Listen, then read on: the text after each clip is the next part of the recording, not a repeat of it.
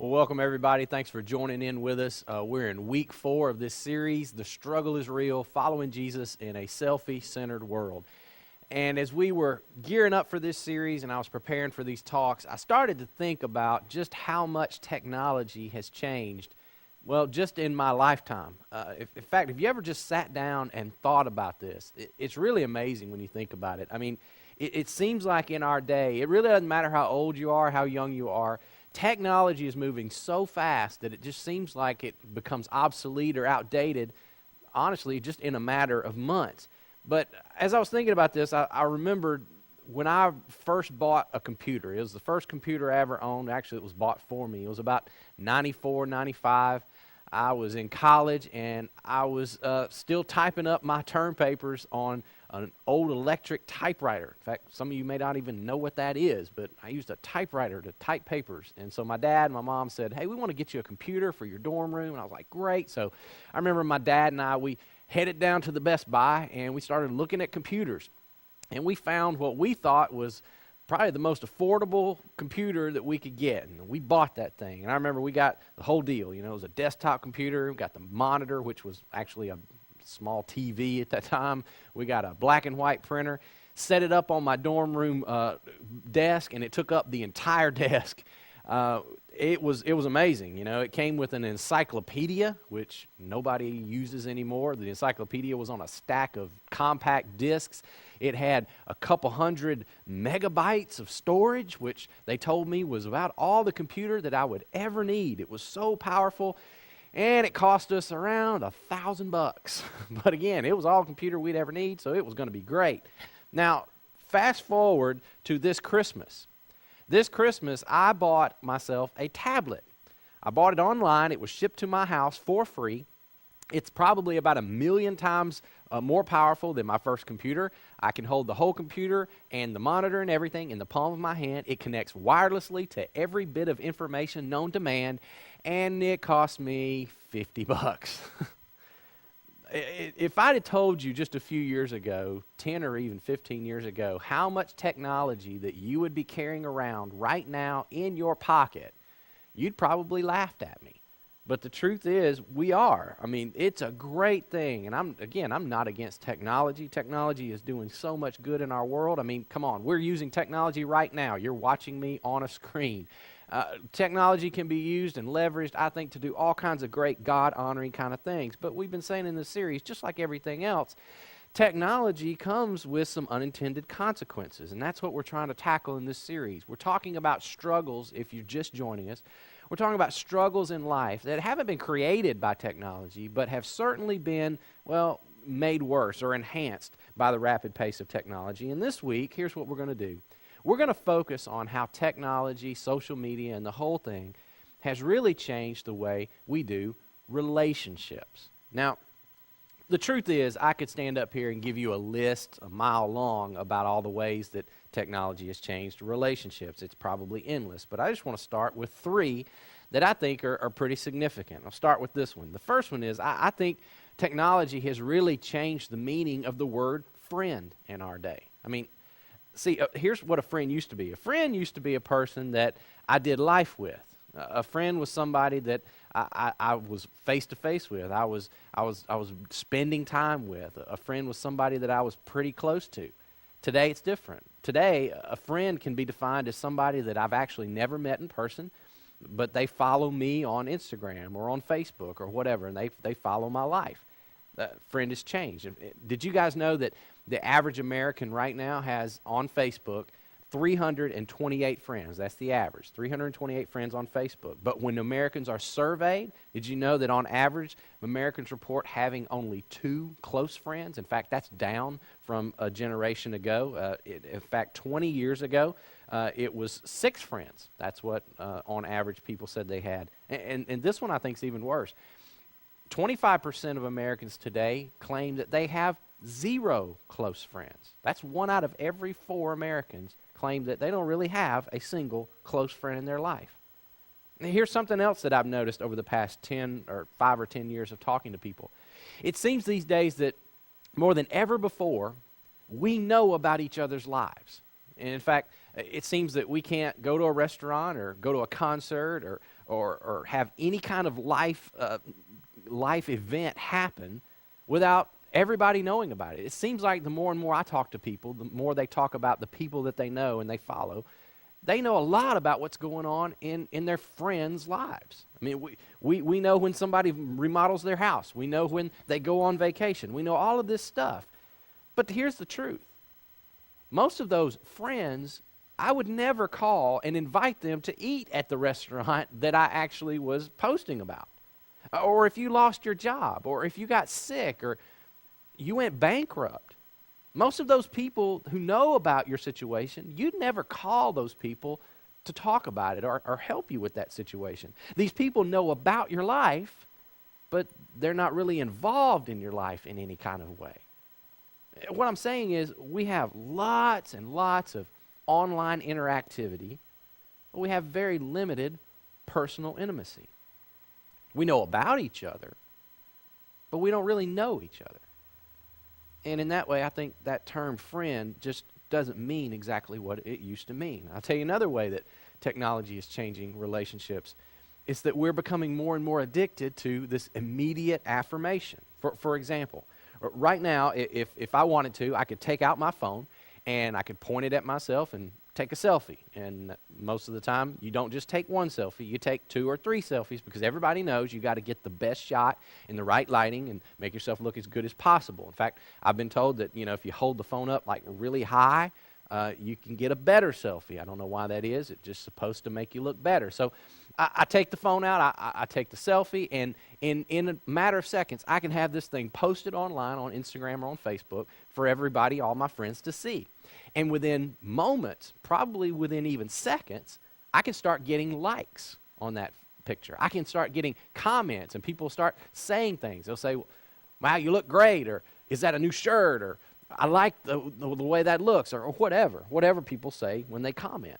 And in that moment, I'm getting, in seconds, immediate affirmation, immediate feedback on me. And here's the thing, and if you were with us just a couple of weeks ago, we talked about this. Scientists tell us that when we see those things, when we see the likes, when we read the comments, our brains release dopamine. Remember what dopamine is. It's that chemical in your brain that makes you feel a sense of pleasure or well-being, and it can actually become addictive. So in essence, we can become addicted to immediate positive feedback. And what this is doing is it's meeting a short-term need that I have, but it's actually taking a deeper need that we all have, and it's pushing it away. It's pushing it back. It's deferring a long-term need. In fact, the sociologists tell us they call it deferred loneliness. Deferred loneliness, and here's how it works. If I feel lonely, or if I feel just a little bit bad about myself, I'm having a bad day, I can post something on social media, and within seconds, I can get affirmation from my friends, which takes away my feeling of loneliness. It boosts my self-esteem, but only for a moment. Because pretty soon, the dopamine wears off, and I'm back to feeling like I did before, lonely or sad. In fact, sometimes I feel even worse after that. And what I've been doing is I'm meeting a short-term need, and I've deferred the loneliness back to another time. I've heard someone say it this way. We have become people who are living for likes, but we're longing for love. We're living for likes, but we're longing for love. Third way technology is changing. It's changing our relationships because now we have the power to do relationships on our own terms. See, if you text me, if you send me a message on my phone, I have the choice. I can read it and respond to it immediately, or I could just ignore it and respond to it later. Or maybe I just won't respond to it at all. But regardless of what I do, I'm in control. I get to decide what I do or what I don't do when it comes to my communication with you. If a friend posts a picture on Instagram and I see it, I have the power. I can determine, is this like-worthy? Is this something I want to respond to? Do I want to double-click on this, or do I want to just scroll right past it? And here's the other thing. If you put up enough pictures on your feed, pictures that offend me or take up too much of my time, and I don't like it, or it's just too much for me, I have the power to unfollow you, and I don't have to see your pictures anymore. I just get to decide. I cut that off if I want to. I'm in control of the relationship. It's on my terms. I manage it from a distance.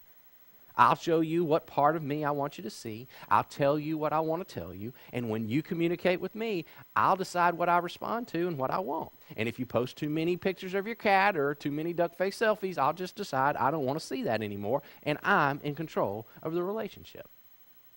Now, like I said before, I could probably go on and talk about more reasons why technology, social media is changing the way you and I relate to people. But when it comes down to it, here's my greatest fear for all of us. Our deepest need when it comes to relationships, and you can argue with this if you want to, but it's still true. Our deepest need, your deepest need when it comes to relationships is we need to experience intimacy. In fact, that's how God wired you up. You can't get around that. It's just how God made you. And all that simply means is you and I were made to know one another and to be known by other people. You were made to know other people deeply and to be known by other people, to do your life with other people, to connect with other people at a soul kind of level. And that's one thing that technology and social media just can't do. In fact, it just doesn't do it well at the very least. See, I think this is why apps like Facebook or Instagram and now Snapchat are really taking off and why they're so widespread. It's because it gives us a feeling that we're meeting a need. It gives us a feeling that we're connected.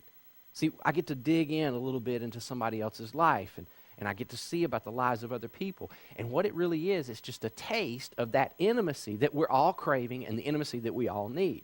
But it's only on a short term. It's only in a small way. It's only on the surface. And it's really so carefully managed. It's so manipulated. It's just on the surface. And we all know this is true.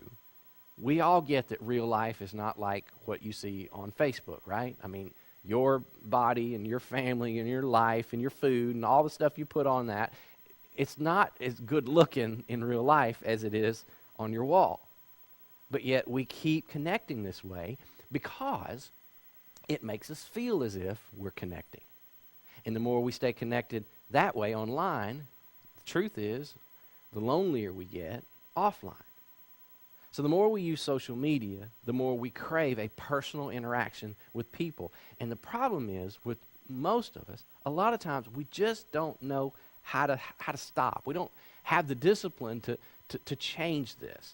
We don't know, how do I get from there to here where I want to be? In other words, how do you move from perceived intimacy, the kind we just were talking about online, perceived intimacy, perceived connection, to a real intimacy and real connection, which is what we're all looking for, what we all were made for. So let me read you something from the Bible, and I think this illustrates this great. It's in a book in your Bible called Hebrews. It's in chapter 10. And the writer here, he's just giving some encouragement to Christ followers about how they ought to live. And here's what he says. He says, "Let us think of ways to motivate one another toward acts of love and good works." Now, that's one of those things that I think all of us can agree on. I think that's everybody right there. I think everybody would want to say that I want to be a person who is motivated toward acts of love and good works. That's who I want to be. I don't know anybody, I never met anybody who says, I want to be motivated toward acts of hate and bad works, unless you're a psychopath. I mean, everybody wants that, right? So now the writer says, well, let me tell you how to get this done. He says, there's one thing that if you want this to be true of you, you can't neglect. One thing that you cannot neglect if this is going to be true of you. So what is that one thing that we can't neglect? Verse 25, "And let us not neglect our following each other online and commenting on one another's posts." Oh, sorry, wait, that's not correct. That's actually what we most likely won't neglect, right? I mean, I don't neglect Facebook. I don't neglect Instagram. A lot of us would never dream of neglecting that for a moment. But what does the Bible really say we ought not to neglect? Here's what it really says. "And let us not neglect our meeting together, as some people do." Some people are in the habit of doing. "But encourage one another, especially now that the day of his return is drawing near." Let's not neglect meeting together. He's talking about person to person, life on life, face to face, real interaction with people. More practically, the writer's referring to moments when God's people or the church gathers together in one place and they interact with one another. It's what happens on a Sunday in this place where we're all gathered together right now. Unless, of course, you're watching this online. But can I just say to you, if you are, there's nothing wrong with that, but if you choose to substitute an online experience for what happens in this room on Sundays, you've missed something. You've missed out on something. This is what happens when the church gathers together, not in rows like we sit in on Sundays, but in circles.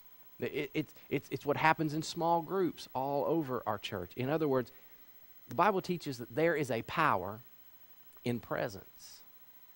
Jesus said it this way. He said, "For where 2 or 3 gather together as my followers, I am there among them." Now let me just say, I admit there's some mystery in that verse. I mean, what is Jesus exactly saying to us? Does he mean that, hey, if you're all by yourself, God's not with you? You just got to find some people in order for God to be with you. Does it take 2 or 3 people for God to show up? Actually, I don't think that's literally what Jesus meant. Because literally speaking, we know God's presence is with us all the time. So what was he saying? What I think Jesus is trying to get across to us here is he's saying that there is something about the quality and the power of an experience when you are interacting with someone else, with another person, life on life, face to face. There's a power, there's a special impact that comes that you can't get any other way than you can get in the presence of another person. I think that peace of relationships that we're all looking for, the peace we all desire, that we're all made for, and ultimately the peace that we need, Jesus says it's only found when we're present with one another. Now again, I'm not suggesting that you can't have any positives come out of online communication and that it can't be used in a good way and it can't be a valuable tool, and connecting on social media can't be a good thing. I do it myself. My family participates in that. But I am saying that real intimacy, the kind we need, the kind we're made for in relationships, is only found in the power of presence. And let me just say this, you don't even have to look very far for evidence that that's true. In fact, you only need to look as far as God himself. In fact, think about this for just a moment. God can do whatever he wants, right? God can choose whatever he wanted to do when it came to him revealing himself to us. And I don't know, maybe you've never thought about this before, but this is true. If God is God, God's all-powerful, God knows everything, and therefore God would know the best possible way to reveal himself, to be in relationship with you and with me. God can do it any way that he wants. He probably knows the best way to do it, so he gets to decide. God can do anything he wants. So here's what God does. God stands outside of time, outside of space, and here's his task. I have to reveal myself to human beings. He can choose any way he wants. He can do it with a message in the sky, a display of his power, literally anything. Question, what does he choose? Well, God said, I think I'll be one of them. I think I'll lay aside my power. I'll lay aside my glory. I'll step into time, into space. I'll start out as a single cell in the womb of a young woman.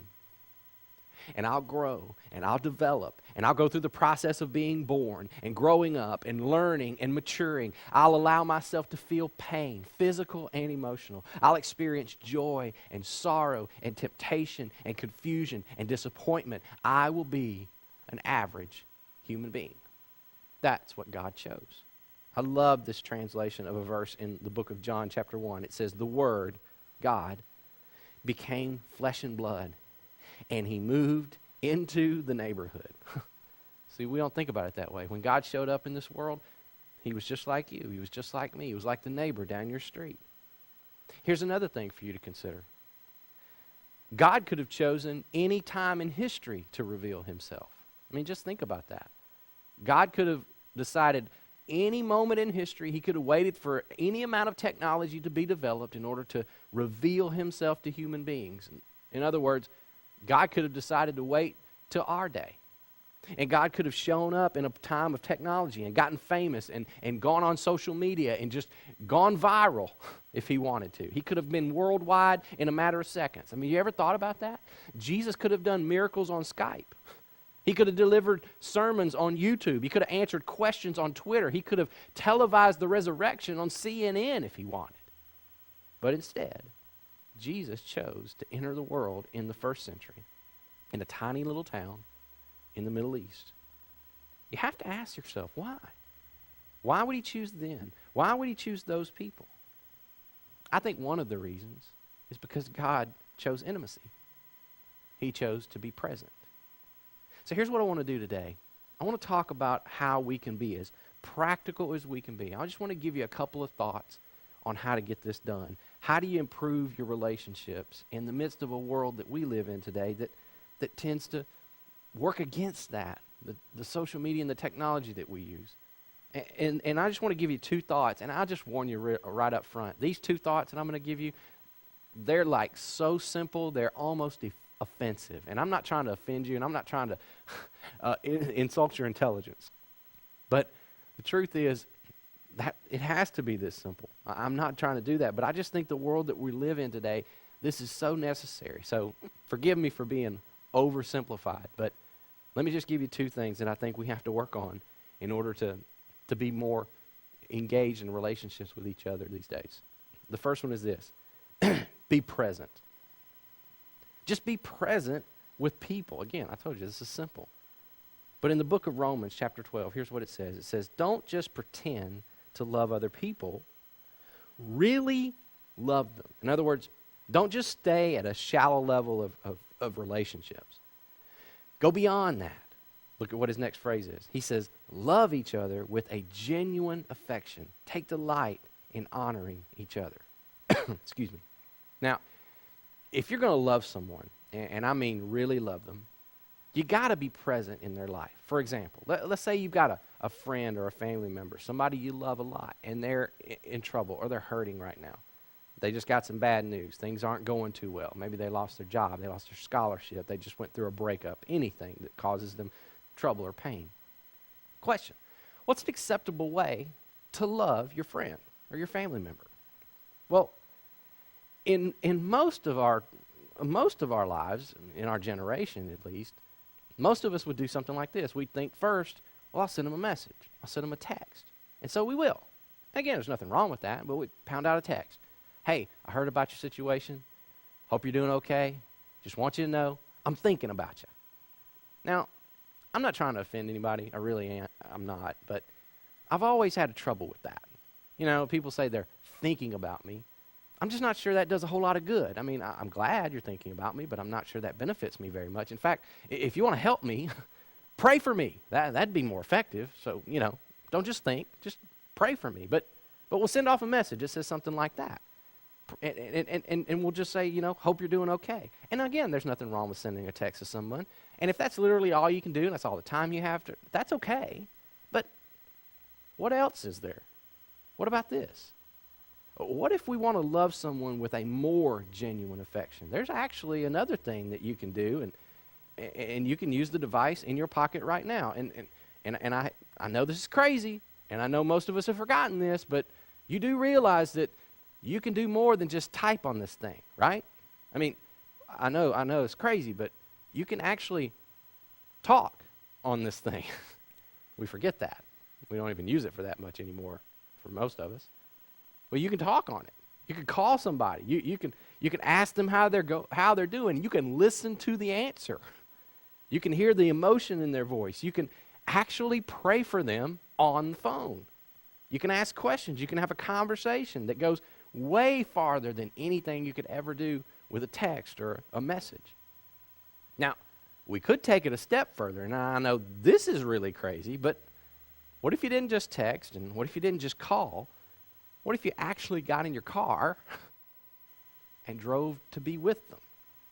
And I know that sounds nuts, but think about it. When you're able to look face to face with someone, if they're in pain, maybe you could just put a hand on their shoulder, or if she's crying, you could embrace her. If you're a guy, you can punch him on the arm and tell him to suck it up, because that's what guys do. But here's the thing. I'm not telling you anything you don't already know. You realize there's power in being with people. There's power in presence. We just forget it. In fact, I'll never forget. It was 14 years ago this week. My son passed away. And we went through a tremendous amount of grief, and we received all kinds of gestures. People sent us cards and letters and gifts, and they meant the world to us. They were powerful in that time for us. But I will never forget his memorial service. We actually had it around his graveside, and I remember pulling around the corner. I was following the hearse, and we pulled up into the cemetery, and the moment that I could see the hillside where we were going to bury him, there were just people everywhere. And I'm not exaggerating. There was probably at least 200 people standing on that hillside waiting for us, there to support us, to mourn with us, and to say that they loved us. And I'll never forget after the ceremony was over, and we went through the whole thing, and people just kept walking by, and they would hug us, or they would shake my hand, or they would embrace us, and they would just let us know that they cared. And I'm telling you, just the presence of those people, some of them I didn't even know very much, and it was powerful. Because see, God, he is a relational God, and he created us to love him, and he created us to love one another relationally. And we can love each other from a distance with technology, and there's nothing wrong with it. But we can do so much more when we're face to face. And listen, I don't know what that looks like for you, but I want you to think about it. I want you to just look around this week in your world. Look around your workplace. Look around your school. Look around your home even. And just start to think about ways, how can I be present with the people who are around me, the people that I care about, the people that I love. So be present. That's number one. Second one is be engaged. Again, very simple. But the point is this. Don't just be physically present. Be emotionally present. Be completely engaged when you're there. 1 Peter 4 says, most important of all, continue to show deep love for each other. He's talking about a deep spiritual engagement where you're just all in, where the person that I'm with is the most important person in the room. I mean, we've all seen this, haven't we? In fact, I'll admit I've been guilty of this. You show up at a restaurant and you look around and you see a family of four sitting at a table having a meal together. They're there together and everybody's like this. You've seen that? I've probably been guilty of that myself. You see a couple out on the date and they're sitting in a restaurant supposedly engaging with one another and they're like this. Or at the very least they're watching the hundreds of televisions that we now have in all of our restaurants, right? Physically present, but not emotionally engaged. I've seen teenage girls get together for a sleepover. They'll sit on opposite ends of the couch and text each other. I mean, what is that? Parents, we do this too. Our kids could be crying out for our attention. Mom, look at what I did. Dad, come see this. And we're like, no, I got something I got to focus on right now. And we're missing it. We're face to face with people that matter to us, and the whole time we're like this. Let's be engaged. I tell you what I think one of the main problems is, and it comes down to this. Every time this thing beeps or this thing buzzes or chirps or whatever yours does, there's this thing in our minds, and it says to us, oh, what did I miss? What's there that I need to know? Who said something? Who's getting in touch with me? It's this new acronym that just hit our dictionary. It's FOMO. You may have heard of it. FOMO. It means fear of missing out. And we're becoming this generation, and we're terrified of what am I going to miss? Am I missing out on something? Can I just encourage you and say, listen, at the end of your life, you're not going to care how many people liked your post. You're not going to care how many retweets you got. I mean, I guarantee you're not going to be sitting at the end of your life saying, I wish I'd have checked my news feed more often, or I wish I could have gotten up to like triple-digit likes on that picture. That won't matter to you. What will matter is not how many likes you got. What's going to matter is how much love did I share. And listen, can I just say, parents, we have to lead on this thing. We should not be fearing what we're missing out on Facebook. What we ought to be fearing is missing out on our kids growing up. And I know what you're thinking, and I've thought the same thing. You're thinking right now, but my kids are worse than I am. I mean, my kids are on it more than me. And yeah, you're probably right. I get it. But we're parents. We have to lead on this one. It's our job to set the pace. It's our job to set the example and show our kids that there is something more meaningful in this life than what we see on a screen. It's our job. And I don't know how you figure this out. You need to think about your life and figure out, how do I apply this in my situation? Maybe you need to have a set time in your house where all the technology goes away. Phones and tablets are shut down at your house at a certain time. Maybe you should have a rule, no phones at the dinner table or no phones in bed. Whatever it looks like in your context, you need to figure out what that looks like and put it in place. I'll say it again. I am not against technology. I love it. I think we ought to use it and leverage it, make our lives better, and honor God with it. But we also have to determine, we have to stop allowing our time and our attention to be mastered by these things. We cannot. We, as Christ followers, are called to something higher. We are called by our leader to love God with all our heart, all our mind, all our soul, and all our strength, and love one another deeply from the heart. And we cannot do that when we're slaves to a screen. If we use it for a replacement for intimacy, and we replace it with the power of a face-to-face relationship. Because see, God didn't settle for that. God didn't settle to relate to you that way or to me. God was present with us, flesh and blood. He engaged with his children, and he's asked us to follow his example. So today, I just want to encourage you to take a next step on this. If you want to grab your connection card right now, you'll find on the back of that connection card there are some next steps, and we encourage you to take one of those steps this week. I want to just challenge you. Be present this week. Be engaged with the people in your world.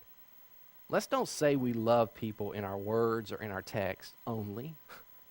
Let's be present as much as we can. And when we're present, let's find a way to move away from the screens. Let's engage. Let's look each other face to face, eye to eye, and let's try and share the kind of love and concern that our Heavenly Father has already shared with us.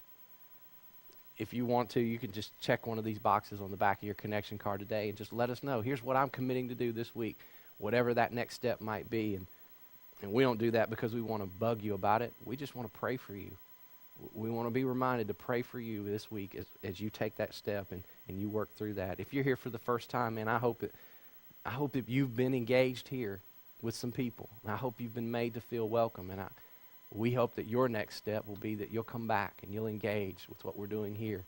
Maybe you could take that 3-week challenge that we challenged you with and come back 3 times and see if CCC might be the place for you to call home. Let's bow and let's pray together. God, thank you so much that your love was not just a surface kind of love. Your love went so deep for us that you were not content to love us from a distance, but you loved us in flesh and blood through your Son. And God, I pray that as your followers, we would see that as our example in the way that we should love one another. God, we live in such an amazing world with such great potential and great technology.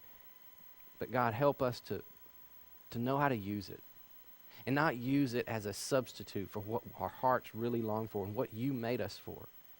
Intimacy with you and with each other. In Jesus' name, amen.